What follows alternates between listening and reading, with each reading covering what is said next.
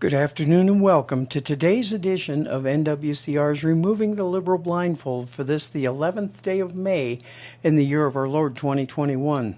Today's update comes from Flag and Cross, and with this comes a lesson that we must listen to and learn from. In this, Antifa is called exactly what they are, terrorists, showing another reason that we must, like this man, fight back. Joseph Hall was set upon by a group of Antifa terrorists in Portland in an attack that sent him to the hospital, but he says, "I would do it all over again." This was published by Warner Todd Houston yesterday, and we must start listening, folks. Hall is 53 years old and ended up in the hospital with broken bones and serious injuries after the black-clad Antifa terrorists badly beat him. Despite being sent to the hospital by Antifa, Hall told the Oregonian that he would still do the same thing even as the situation quickly escalated. Hall said he grabbed a hold of a non-lethal handgun that can shoot hard pellets to try to get people to clear the way and didn't realize there was a march until people circled his truck. Then he heard a woman outside on a megaphone yelling at the crowd to let him go, but the people continued to block his truck and call him a Nazi. "They're screaming and yelling at me, claiming I was out there trying to run people over. That's when I discovered a march was going on," he said. "I was trapped. A vehicle in front of me trapped me in. I couldn't go forward or around." Now, Hall is seen on a video standing outside the driver's seat of his red pickup, his door open, holding the firearm, while a man standing in the street points a rifle at him at North Alberta Street and Michigan Avenue. Hall can be heard yelling, "You have about 5 seconds to lower that weapon," as others respond that his truck is a weapon. Hall said he stepped out of his pickup and someone snatched the keys from the truck. When he went around to the back of the truck, he said several people in the crowd remained hostile and pointed handguns and rifles at him. He said he then pulled his .38 caliber pistol from his pants and headed into the fray. "I'm trained in the military to walk towards the threat and fight your way through the threat," said Hall. He said he served in the U.S. Marines and the U.S. Army and has a concealed weapons permit out of Columbia County. The video of the incident shows how the incident turned violent. Indeed, the video proves that Antifa was violent from the very beginning. And now to remove that liberal. Folks, if you think this man was wrong in what he did, then you don't value your freedoms or America. It's just too bad he didn't have people there to help him fight the wrong that was being done to him. This whole idea that people can riot in the streets and block traffic with no consequences is ridiculous at best. Makes me think back to when I was growing up.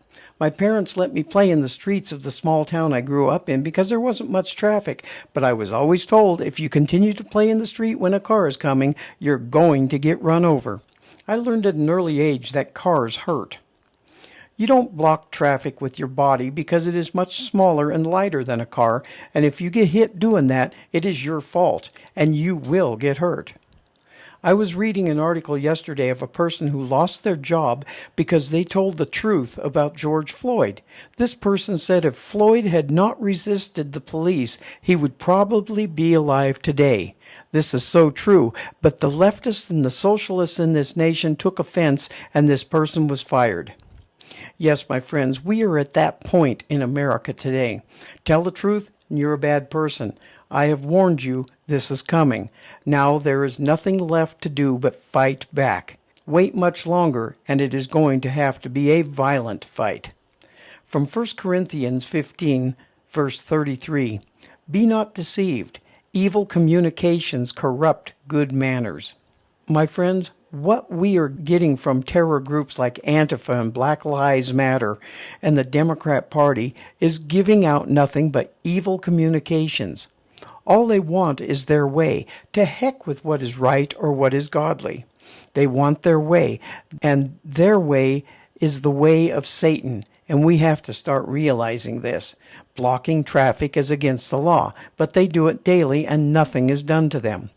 Rioting is against the law, but they do it daily and nothing is done to them. Burning buildings is against the law and even has a name, arson, and yet they do it and go straight home at night. Have they been made to pay the consequences for these unlawful actions? No. The people that try to stop them are the ones that are paying the consequences. For what, you ask? For trying to be lawful? That is what is happening in this nation today. This nation is becoming a land of lawlessness, where if you break the law, you are the ones that are in the right, but only if you are black or represent blacks or a minority. If you are white, then you are automatically the bad person. This is neither right nor godly, but Satan is sure loving it. America was founded on the ideal of government being there to protect the people, but today that ideal is no more. What we have now is a tyrannical government that is only there for the lawbreakers, and that is tyranny. George Washington once said that when government becomes tyrannical, it is the duty of the people to replace it. We have now waited so long that the only way to replace the government is by revolution. The Nancy Pelosi's and the Maxine Waters think that they are the rulers and the people are the subjects, when in fact the subjects are them. The time has come, folks. Take this country back, or we had better start looking for a new place to live to be free, because it won't be here in America. We are giving our freedoms away almost daily now, and how long do you think that will continue before the government comes in with jackboots to put us down? It is already happening a little around this nation, and it has been in the news. Open your eyes and realize the Bidens and the Harrises, the Pelosi's and the Schumers, the Waters and the Cuomos are not on our side. They are the enemy. Time to get them out of their places of power before it is too late for the rest of us to live in peace and freedom. Because the day we have to fight for our lives is coming sooner than we realize. Thank you again for listening to us here at NWCR, where we strive hard to find the truth hidden by the lamestream lying media. And as I always say, and I will always say, we will not be ruled.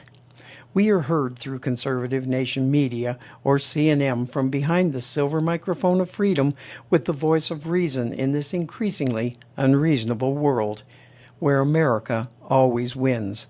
Please subscribe to my Rumble account under the name of NWCR's Removing the Liberal Blindfold, and also to my BitChute account with the same name. Subscribe because I am being shadow banned on Facebook and YouTube. Today's update was brought to you through C&M, and we will be back here again tomorrow for the next bit of truth you will never hear in the lamestream line media or from the Democrats. See you tomorrow, and God bless you all.